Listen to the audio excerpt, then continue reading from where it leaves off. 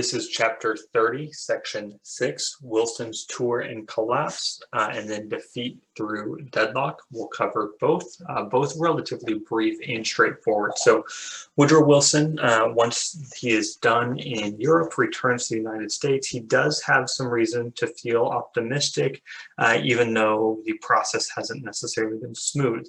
The majority of people favor the idea of the League of Nations, which is obviously his pinnacle point in the Treaty of Versailles.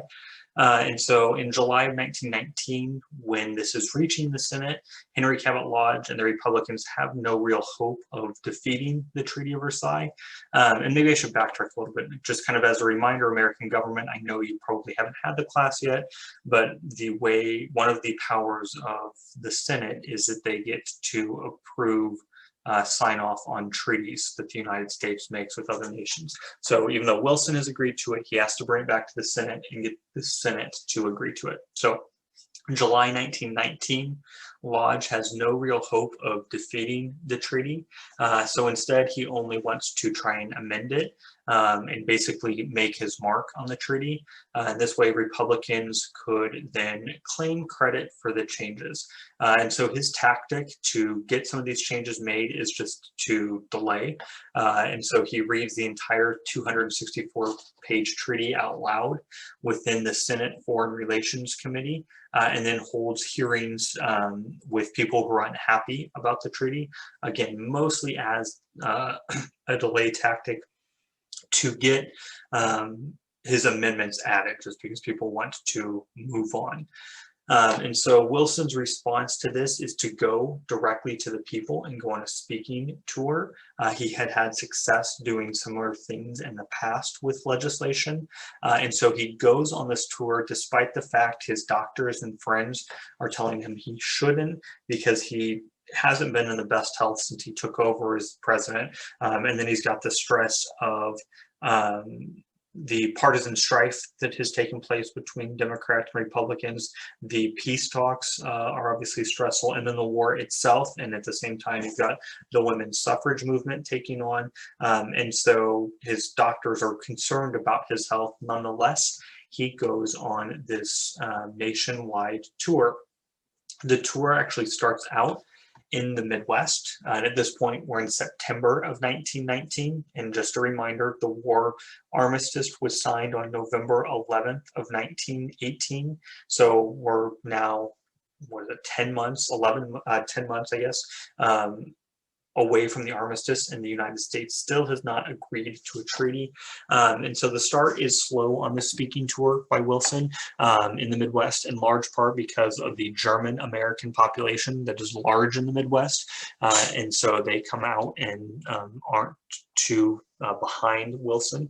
And then the Republicans send two irreconcilable senators to go to the same cities as Wilson a couple days later to kind of get their support out for their side.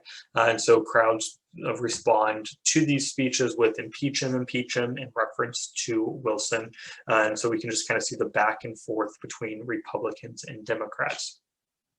Once Wilson does get to the Rocky Mountain region in the Pacific coast, this is where more of his supporters are. And so he's welcomed, he's got bigger crowds and kind of more support behind it. And the tour reaches its high point and eventual breaking point, endpoint, in Pueblo, Colorado on September 25th, 1919. While giving his speech advocating for the Treaty of Versailles, and more specifically the League of Nations, Wilson breaks down. He has tears rolling down his cheeks and pleading to the crowd, as the League of Nations was the only hope for preventing future wars. And very soon after, he collapses and suffers a stroke. So that evening he suffers a stroke and is rushed back to Washington, D.C. And because of the impact of the stroke, he's basically out of commission.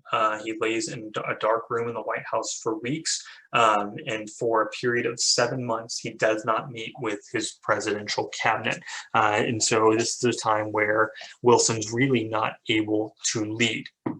However, here's your textbook puts it, he is able to obstruct and get in the way of the actions of the Republicans in the Senate. And so with Wilson dramatically weakened, this paves the way for Senator Henry Cabot Lodge to kind of take center stage of this process. And he proposes an amendment, 14 amendments to the Treaty of Versailles. He calls them the Lodge Reservations, and that 14 number was a petty jab at Wilson. And basically, he asked for reserved rights of the U.S. under the Monroe Doctrine and the Constitution. So again, this idea of entangling alliances does not appeal to Republicans like Lodge. They're alarmed by Article 10 of the League of Nations, which morally bound the United States to aid any member victimized by external aggression. So again, that idea of entangling alliances, and Congress has the power to declare war, and it did not want to give that up to a worldwide body like the League of Nations. So Wilson, when the vote comes up, tells the Democrats in the Senate to vote against the treaty because it has Lodge's reservations attached. And so the Democrats in the Senate do so, and this first vote takes place in November 19th of 1919. And so these Democrats voting against it, combined with the irreconcilable Republicans, reject the treaty with the Lodge reservations by a vote count of 55 to 39. So the United States Senate shoots down the Treaty of Versailles.